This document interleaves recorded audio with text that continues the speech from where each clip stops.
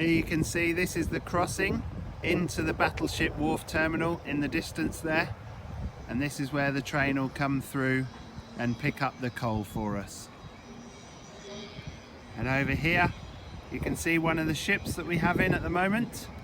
This is a really interesting ship in that it has legs that stick up in the air but are then lowered onto the seabed and allow the vessel to lift itself out of the water.